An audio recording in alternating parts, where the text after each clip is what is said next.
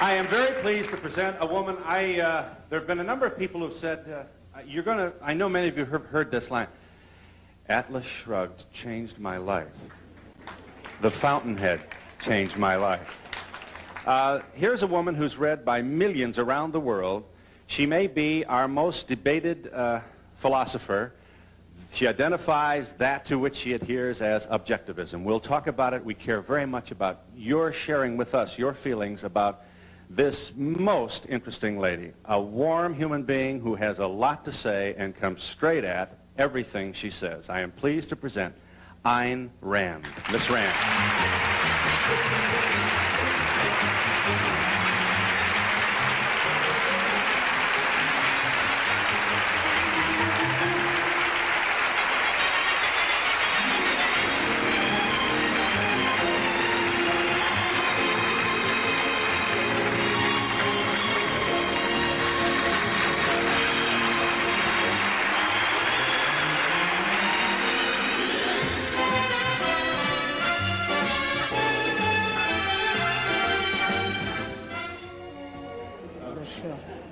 Ayn Rand is here, and it's about time we said hello after hearing so much about you, and you're not really altogether that available to media. I know you do a radio show, and there have been other occasions, but let's see what I can do here now in trying to help the world understand. Those who may not be as familiar with your work, you don't go for altruism and charity and do-good and liberal and... No. And conservative. You might as well add it all. You don't like the conservatives either? No. Well, not today's conservatives. All right.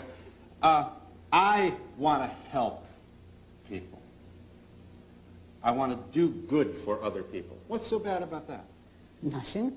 If you do it by your own choice, and if it's not your primary aim in life, and if you don't regard it as a moral virtue, on those conditions, it's fine to help people if you want to.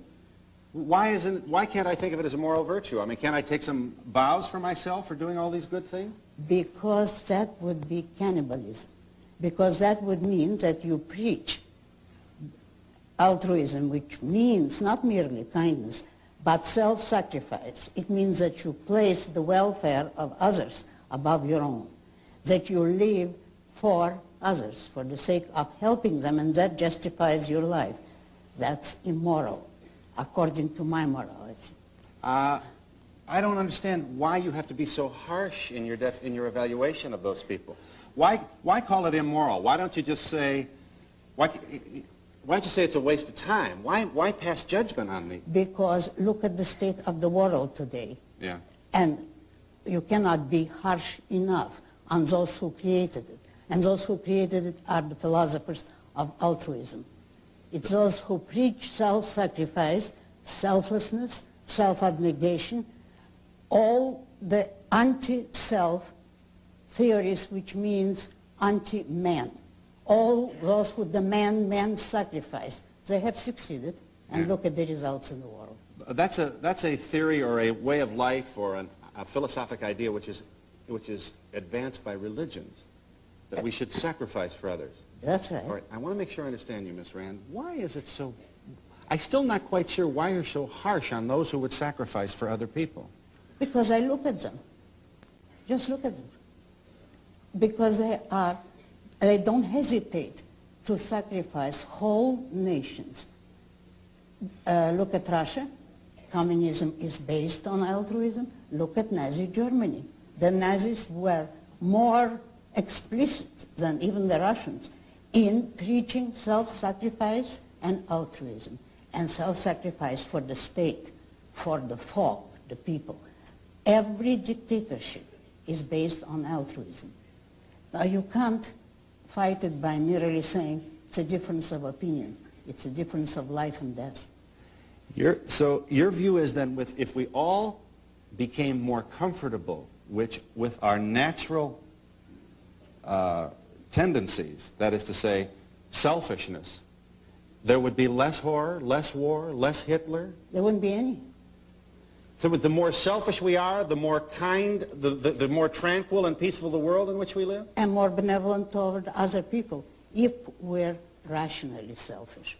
By that I mean a selfishness which can justify one's every action rationally, not the kind of whim worship, as I call it, which consists of just indulging your own desires and urges of the moment. And there is no innate, natural idea, you know. There isn't, huh? No. Well, I have a lot of innate tendencies. You think they're innate. You know what I would say? Check your premises. Check my premises? Yeah. Check the basic ideas behind any feelings that you might feel at the moment, and you'll see that your feeling comes from your premises, good or bad, but they held subconsciously, they will direct your feelings, and you will think it's innate, right, but it isn't. How do you avoid, let's take your thesis then and accept it now. I'm going to be selfish. You know what I'm going to do? I'm going to be real talented and charismatic, and I'm going to develop a lot of wealth, and I'm going to have a lot of money and a lot of banks, and pretty soon nobody's going to be able to compete with me because I've already purchased all my competitors. And now I have dictatorial power over people, and I can name the price of bacon or price of oil or whatever it is, the commodity I'm selling. You know, I agree with you that you're very talented and you could accomplish a great deal and already have, but you're talking about the impossible. In a free society, nobody can become a monopolist or a dictator. The system itself, the free market, will destroy you. How do you explain Mobil Oil, Exxon? How do you explain the prices that they're able to charge for it? I think that they're stupid appeasers who get too little and put up with too much. Who, the oil companies? Yes. You now, just here you have to let me explain. All right. If President Carter's own policy admits that we need the oil company and that the lack of oil is a serious national crisis, right, which might lead to the stoppage of all industry, if that is what we need, by what right can we tell those men, go ahead and produce what we want, while we're insulting you, while we're trying to control your business, and while we're not leaving you that which you produced? Today, it's crudely obvious. If we need the oil companies, we have only one of two choices. Either we produce oil ourselves, and no government has ever done it or can do it, or we have to accept the oil companies' terms, pay them whatever they can get. The more they get, the more credit to them, because that means the country needs it and pays them. They've produced something needed by the people. And we must say thank you instead of putting or proposing to put a tax on them in order to give the money to the government who does nothing. The government doesn't contribute anything except impediments. All right. But if we allow the oil companies to have the power which you say has come to them because we need the oil, it's a question of supply and demand. Yes. So if we approach this laissez-faire, as I think you would like us to, free of government intervention, right, free of all the force and the regulation and the controls which you abhor. Right. All right. Now we've got Mr. Gigantic Oil Baron saying $2.50 a barrel, a gallon. Now, here's what happens. The guy, the blue-collar guy who's trying to make a living and feed his kids, can't buy gas for his truck, can't possibly survive in the free marketplace, and suddenly he's on welfare, and he's got to go for a handout, another feature of government that you abhor. You can't have it both ways. But all this is economic fallacies. To begin with, nobody in a free society, now we're talking about a free market, yeah, in which the government doesn't interfere, nobody can become a monopolist. All monopolies are created by a special privilege for government. It's only by an act of government that you can keep competitors out of your field. Therefore, you couldn't become that kind of monopoly. The power you hold as an industrialist is not the power to use force. It's the power of producing something of value. That people want. And it's the people who literally control you, because every purchase is a vote in the favor of some businessmen and in a way against others. It's the public who decides what they want to buy and what they pass up. If, using your examples, you became this powerful tycoon economically, but you can, as an industrialist, it's not the power to use force. It's the power of producing something of value. That people want. And it's the people who literally control you, because every purchase is a vote in the favor of some businessmen and in a way against others. It's the public who decides what they want to buy and what they pass up. If, using your examples, you became this powerful tycoon economically, but you cannot force anybody to deal with you, and you cannot force competitors out of your field, then every smaller man would be in that field because you would have established a price way above the market. You might last a month, if that. So in other words, if I tried to be Mr. Big and charge outrageously high prices for gasoline, I would go broke in your view, because in your leave them alone and let competition handle it approach to civilization, somebody with a better mousetrap, pardon my mixed metaphor. No, that's a very good one. All right, would come along and undercut me. That's right. Sell at a cheaper price. But it isn't just my view. You know what I'll do? I'll buy him up the minute I see this bird. I'll buy him. I'll own him on Tuesday. And where will you get your money when you're not I'm already allowed? holding them up for $2.50 a gallon. But they're not paying you. You say they're all going out of business. They've got to get to work. We're married to a petroleum civilization. There's All no way right. to... This has been done, you know. It isn't incidentally just my view. That is history. There are people who have tried to corner the market repeatedly, and the result was that they went broke. Let me see if I understand you now. How do you see if this has got it? You're saying, in effect, that the oil companies have this power because we gave it to them. We gave it to them with our large cars that need a lot of gasoline. We gave it to them with our wasteful practices of energy. We have such a tremendous demand and need and reliance on oil that we, in effect, have given the people who produce the oil the power over us. No. Tell me where that's wrong. Because the oil producers are not the only people whom we patronize, and not the only people who supply a need. Even if, which I say if, it never happens, but let's suppose one oil man cornered the market, he has competition from every other industry who produce other things which we need. Therefore, we cannot give all the power to one company, even if in a given field we patronize only that company. That company is competing with every other producer.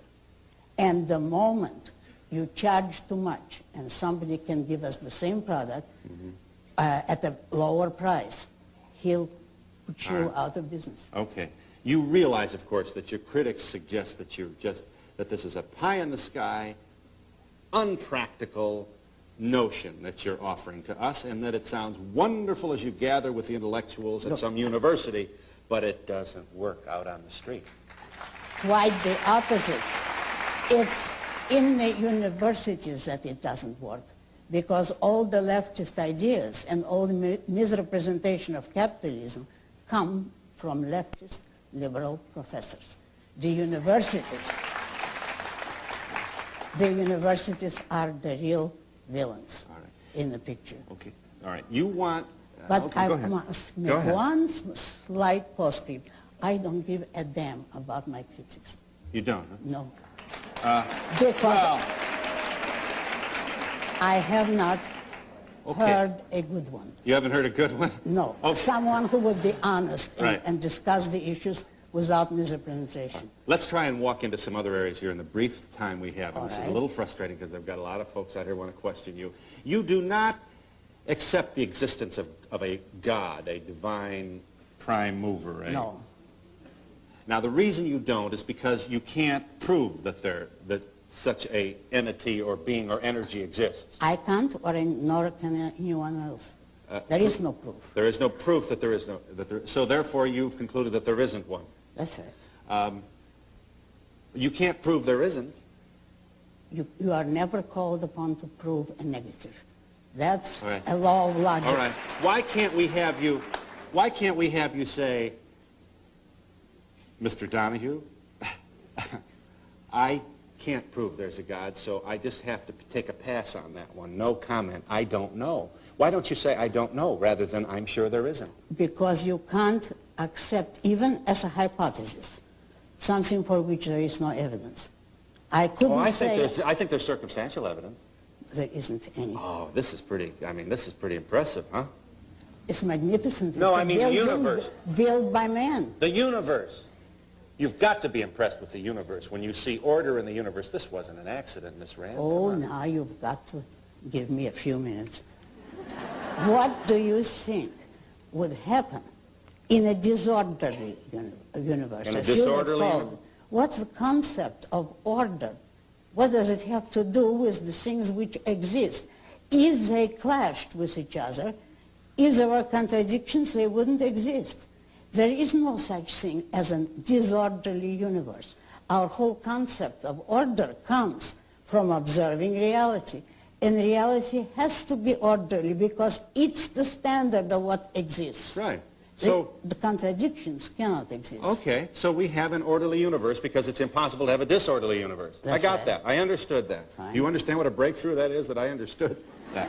Oh! All right, now, having accepted that, okay, having accepted that, I still don't understand why can't you just leave the door open? Why do you have to be so unforgiving and so final and so, don't talk to me about it, you can't prove it, and anybody who goes around believing it is wasting time? Okay, we'll get out there and we'll give you that chance in a moment. He's quite right. Yeah, he thinks God can be proved. But That's right, and shouldn't be. Okay, yes. But the real issue here, as far as man is concerned, is that when you accept such an important issue as the creation of the universe, yes, on faith, you're destroying your confidence and the validity of your own mind. It has to be either reason or faith.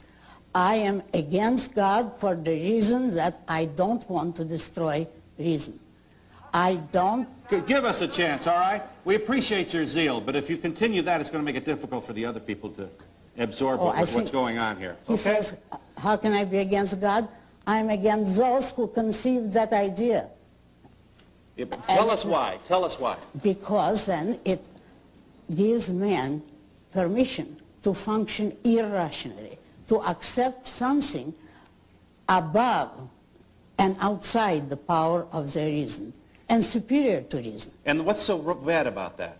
Why can't I be a reasonable philosopher walking around wondering what it's all about, struggling, striving, trying to understand, enjoying the quest and the journey, and then in the last little part of my consciousness I say, I know you're there somewhere. I don't understand why you did it this way, but I certainly can't wait to die and find out. Because that... Tell me, I'm not grandstanding. Do you understand that? Are you? I'm not trying to be cute now. I'm honestly trying to understand, and I know that it's easy to step on a person of your controversial view and wave a flag, and I don't want to do that. I know. Do you appreciate the question? Do you understand? Why are those two things not possible? Yes, you said it, I think, unintentionally. You said, so I can't wait to die and find out. That, I am serious, is one of the results of acting on faith. You can't wait to get out of this life. And what's wrong with that?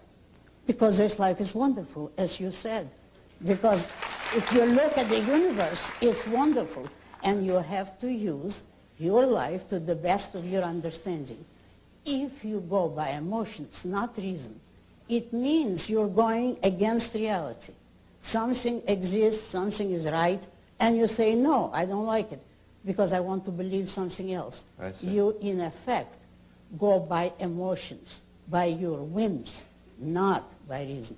And religion or the God concept or faith or worship has people thinking of life as a veil of tears through which you will probably not get without falling. You are essentially an evil person who is bent toward... Well, most religions do preach just that. You don't believe that? God, no. You think that life should be a celebration? Yes. We're lucky to be here? We should be happy to be here. We cannot be lucky, because if we weren't here, we wouldn't be. That's a celebration? Yes. We're lucky to be here? We should be happy to be here. We cannot be lucky, because if we weren't here, we wouldn't be. There's no such thing. Okay, so it's not a crap game that we're here. We are here, and we should celebrate it, use it, enjoy it, be selfish. There's a virtue in selfishness. Right. And we got ourselves in trouble when we started using government to force us to be good, because we had this notion that we had a sort of bad nature. Right. And if we have a bad nature, we have no self-esteem. If we have no self-esteem, any demagogue can have us. He can order us about because we wouldn't consider ourselves valuable enough to be free. You will be anxious to follow anyone because you don't trust yourself. Right. So that self-esteem is a precondition of freedom. All right, so you're obviously against forced government anything. Busing, right? Oh, certainly. You're against taxes, forced taxation? That would be the last reform that I would advocate. But you don't really think it's going to be possible to have a community of men without forced mandated taxes? No, I wrote it, and I won't go into details, about an alternative, which would be voluntary taxation. Voluntary contributions to the government, because we need the government. Do you know why they're going, because they don't think it won't work? Oh, not if you had to contribute 90% or even 50% of your income. That wouldn't work. But the government doesn't cost that much. The government's proper function is only to protect your rights. And that means to protect men from those who initiate force. So the government protects the peace, internal peace. That means the policemen. The government runs the Army and Navy, protection from outside forces, and law courts, so that citizens who disagree can settle their disputes peacefully. That's the only functions of government. All right. So you like an individual who stands up, man or woman, does what he, she wants to do. You have literally liberated millions of people around the world by merely saying to them in your novels, you want to do it? Do it. That's exactly, that's true. And if I help them, I'm delighted. But I didn't. Original sin sure takes a beating in your writings, doesn't it? Oh, it does, yes. Yeah. You don't think that we're born with sin on us? Do you? Huh? No, I have never met a person who really could believe that. Well, but see, if you fool around with original sin, there goes the whole idea of Christianity. If there is no original... Wait a minute. If there's no original sin, then what do we need Calvary? Why do we need the crucifixion? From what are we redeemed? Well, but that is the most important thing. Look, if you take Jesus Christ as an ideal human being, and that is properly the view of Christians, what do you do with your ideal being? You put him on the cross, you torture him and murder him for the sake of those who are less virtuous. Is that a proper example to set? For the sake of those who are less virtuous? Yeah, for the sinners, to redeem their sins, as you say. I think that's a monstrous idea. If I were a Christian, I would resent it enormously. The ideal men are to be appreciated and followed. And listened to. And listened to, but not crucified. But our evil nature makes us rebel against those who would bring us. Oh, that's a nice excuse, you know. If you commit a murder and then say, but I'm evil by nature, I couldn't help it. The devil made me do it. Yeah. Incidentally, my philosophy includes free will. It does. That you have the choice. Only free will consists of your capacity to think or not. Okay. If you think, you made the right choice. If you evade, that's the mortal sin according to my philosophy. You were born in Russia, were you? Leningrad, what is now Leningrad. Yeah. You graduated from the University of Leningrad. That's right. You recently celebrated your 50th wedding anniversary to the same man. That's right.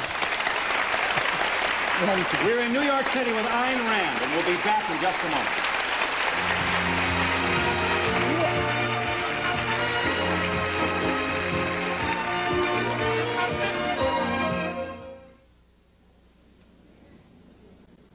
This is the Felt Forum of the Madison Square Garden. That is Ayn Rand, the philosopher who's created such a stir everywhere with books which incidentally sell in numbers approaching 8,000 per month. Per month, even today. Yes. Ms. Rand, in your novels, you portray very strong women. I was wondering why you think in the world we don't have strong women leaders. Because if you're speaking about women's liberation, that whole movement, it's a very false and phony issue. Women are human beings, so they need leaders just like men.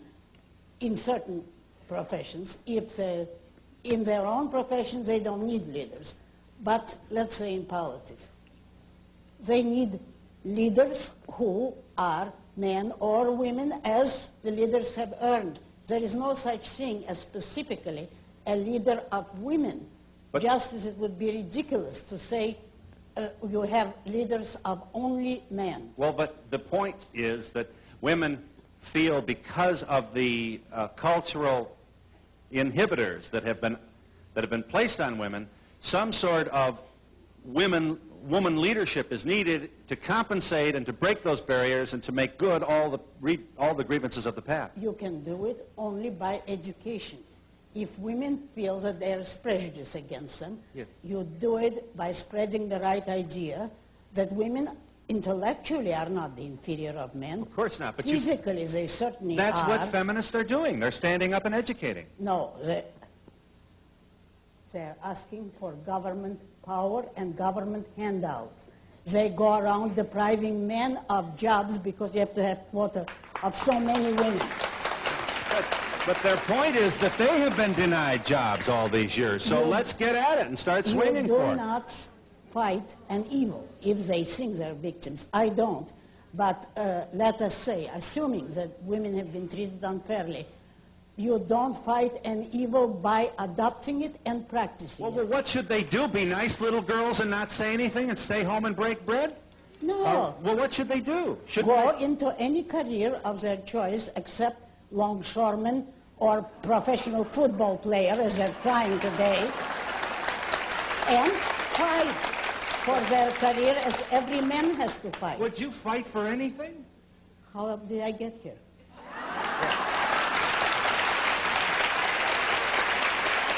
I'm disappointed, though, that here we have all this, you don't deny that there have been grievances. You don't deny sexism. You don't deny prejudice against women. I deny all that except unequal wages. There have been You're telling me you think jobs. Women have had the same opportunities, that they haven't been given blinders by a culture that said they should be a nurse instead of a doctor? No. That they should be long-suffering and nurturing instead of a composer? Not in this country.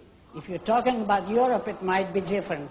Here, you can get anything regardless of your sex, because all you have to do is show your ability. And if someone is prejudiced and doesn't hire you, the intelligent employer will. Over here. Over here. I want to change the topic and go back to something you said about industry. 15 years ago, I was impressed with your books, and I sort of felt that your philosophy was proper.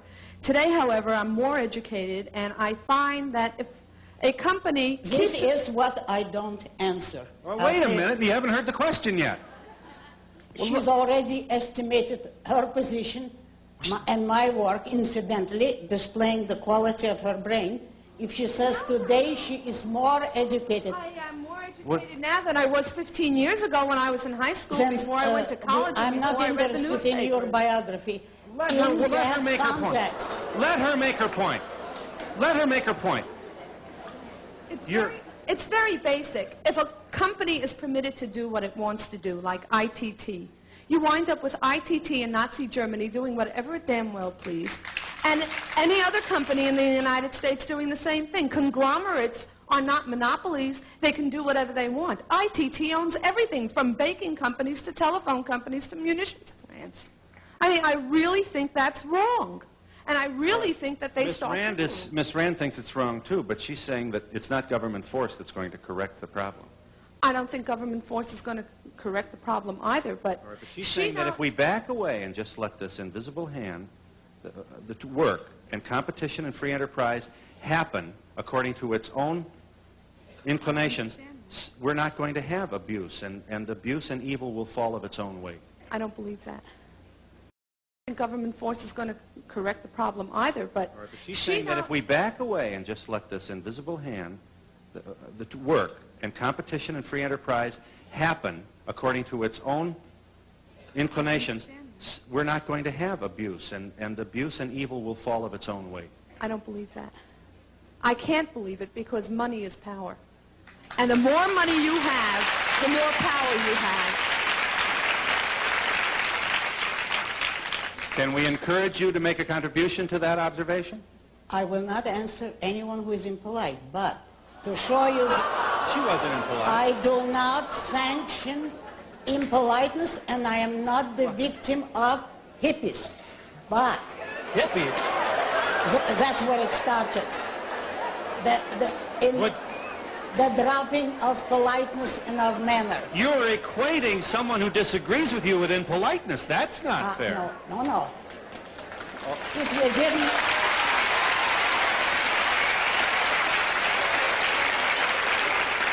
If you didn't interrupt me, I would have demonstrated what I mean. I will to show you that I'm not evading the question. If anyone else wants to ask the same question politely, I'll be delighted to answer. Well, there was nothing impolite.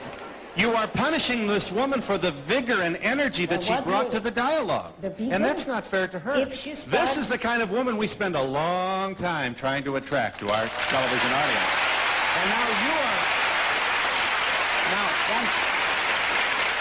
Fine. Okay, just for this... teach her some manners. I will now repeat what she said. Miss Rand. She said, I used to agree with you, but now that I'm more educated. What does that mean? Well, that means she now has a different view. There's nothing personal about that observation. Don't be so sensitive. I am going to be. I intend to be. We're in New York City with Ayn Rand, and we'll be back in just a moment.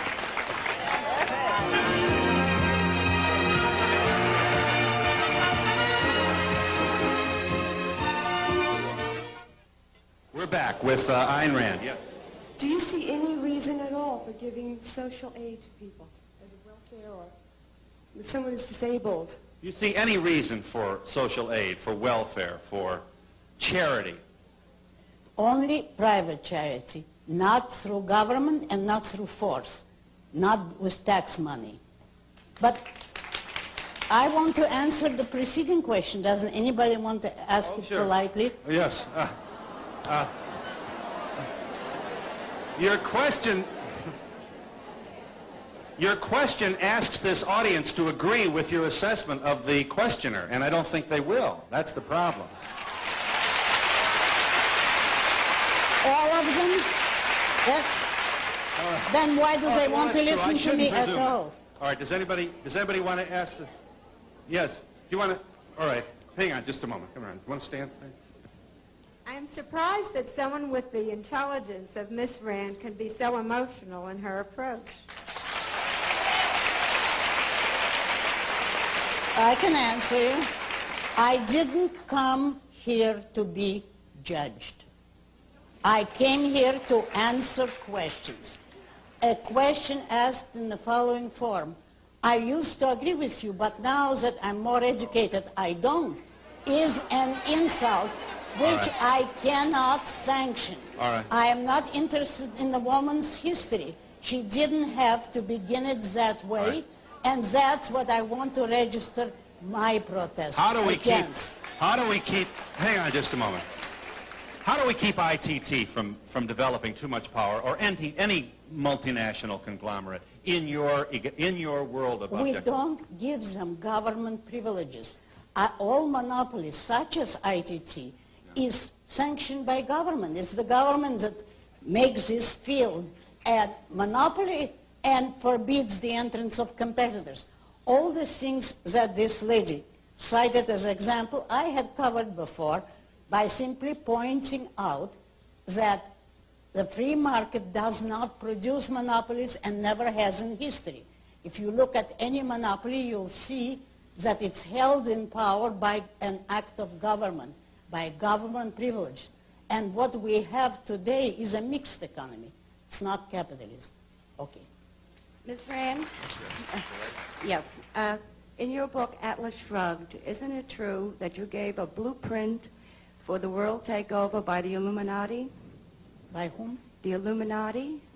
Who's the Illuminati? The Illuminati is the international bankers, Rothschilds, the Rockefellers, and all the Bilderbergers. But you think her philosophy then would lead to capitalist control of everything? Her Atlas Shrugged, she gives an exact blueprint for 8 years of the world takeover, and it's in force right now.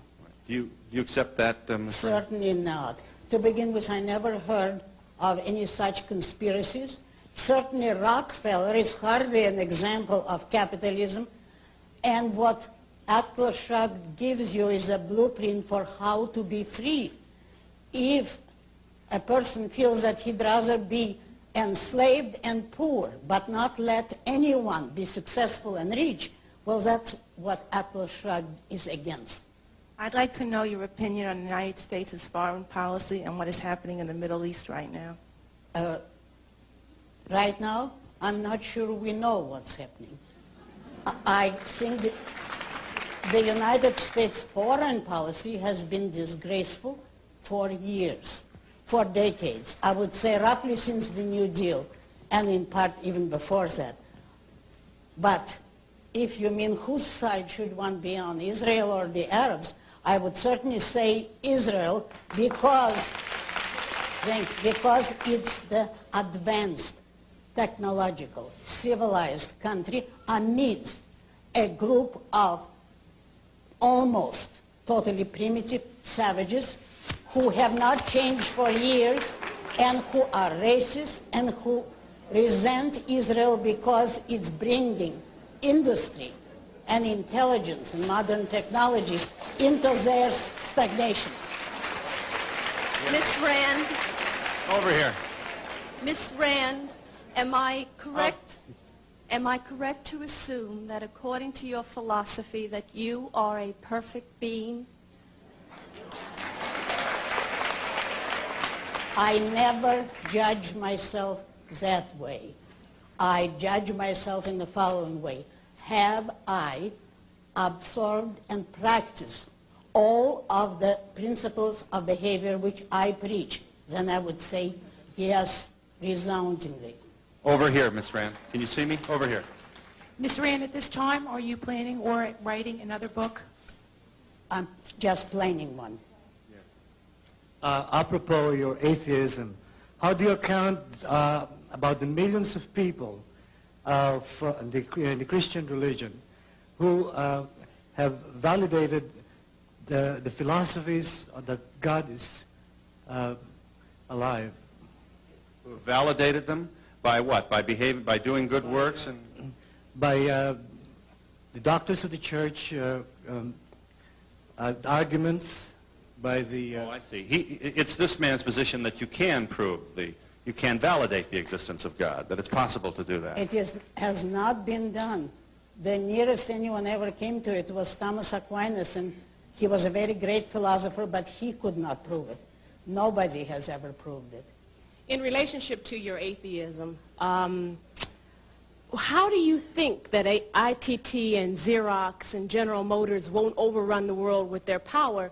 Do you believe that there is some powerful good, like 360 degrees, that always has to come back to good? No. What do you think is going to make them stop the monopolies or overrun? The acquisition of more power. I have already made clear, A, I don't believe that they're evil. B, they don't have the power to run the world. Money is not power in the political sense. You cannot buy control. But it's power in the practical sense. I mean, if you have to pay $5 a gallon to get to work, $1.50 for a head of lettuce, your children have to eat, they have to be educated. Our system has set it up that you can only get a good education if you're willing to pay for it. So if you want us to be educated... Not necessarily. I would support the early Americans who educated their own children. And some of the most successful men of the 19th century never went to college. And today, those who didn't go to college are more intelligent and better informed and less easily fooled than the people who did go to college. I assume you're against compulsory education. What? You're against compulsory education, I'm sure. Yes. No. You're against compulsory education, I'm sure. Yes. No, I'm against public-funded education because that's the sure way to create a country of people disposed towards dictatorship, and that's what you're seeing today. And we'll be back with Ayn Rand in just a moment.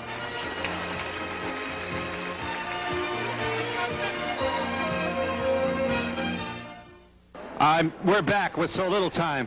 Listen, there was a Miss Rand. We're with Ayn Rand. Incidentally, her latest book is titled, listen to this, Introduction of Objectivist Epistemology. I should have had this at Notre Dame. I would have impressed all the girls. But it is a rather multisyllabic, high-sounding title, which it's not a novel. Right, which speaks to your philosophy of objectivism. That's right. I just have one point that I think should be made, Ms. Rand, with time fleeting here. Your characterization of the situation in the Middle East came down rather gratuitously and in a very angry way on the Arabs, and without discussing the merits of either side in a most complicated and painful collision of cultures and peoples in our world. Why couldn't the millions of men, women, and children who are Arab and who find themselves in this desperate conflict and look around wondering where peace will be, why can't they be angry with you for your characterization of them, your slap at them, your roundhouse criticism of them, when you don't seem to be able to tolerate a questioner who suggests that she disagrees with you? Characterization is you do not accept any criticism unless you level it. No. I don't resort to terrorism. I don't go around murdering my opponents, innocent women and children. That is what I have against the Arabs. That takes the conflict out of the sphere of civilized conflicts and makes it murderous. And anyone, private citizens, who resort to force is a monster. And that's what makes me condemn and despise them. Do you believe that there is going to be a day where there's going to be a female in the White House as president? And how do you feel about that? I wouldn't vote for her. You would or wouldn't? Would not. Would not? No. Why not? For many reasons. Yes. I've written an article about that in my former magazine. You'll have to find out my reasons there. Yes. The magazine is The Objectivist. Would you not vote for her because she was a woman, even if she were better qualified than any man? If we had followed that law, I might. That low? I think you have a very, very I'll low tell you opinion why. of women. Let me answer this. It is not to a woman's personal interest to rule man. It puts her in a very unhappy position.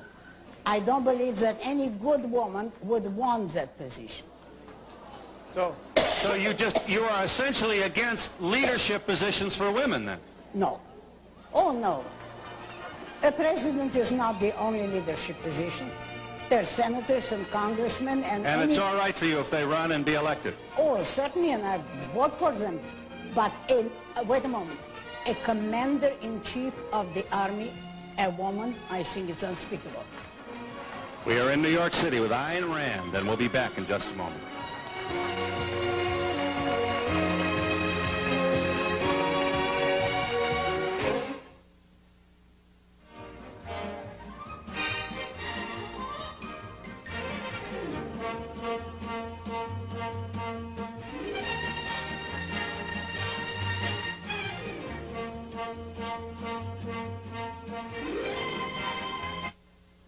We're back. Yes. Go ahead. Ms. Rand, I'd like to ask you your opinion of Golda Meir. My opinion of Golda Meir? Oh, I think she is a very unhappy woman. She was a good leader. I don't agree with her philosophy. She's a socialist. And I think Begin is much better. Mm-hmm. I am sorry that our time is up. I'm sorry, there are 1,001 people with questions here that perhaps sometime in the future we'll have an opportunity to share more dialogue with you. It's been my pleasure. It's been an enlightening experience to meet the woman behind the writings that have created such a stir. I really enjoy it. Your latest book is titled Introduction to Objectivist Epistemology. Many thanks to you, Ayn Rand. And to you who gathered here in Madison Square Garden, have a nice day, everybody. Goodbye.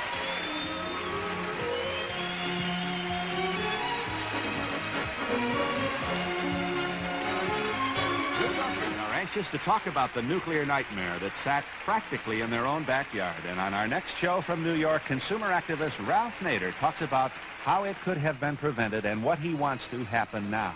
Join us.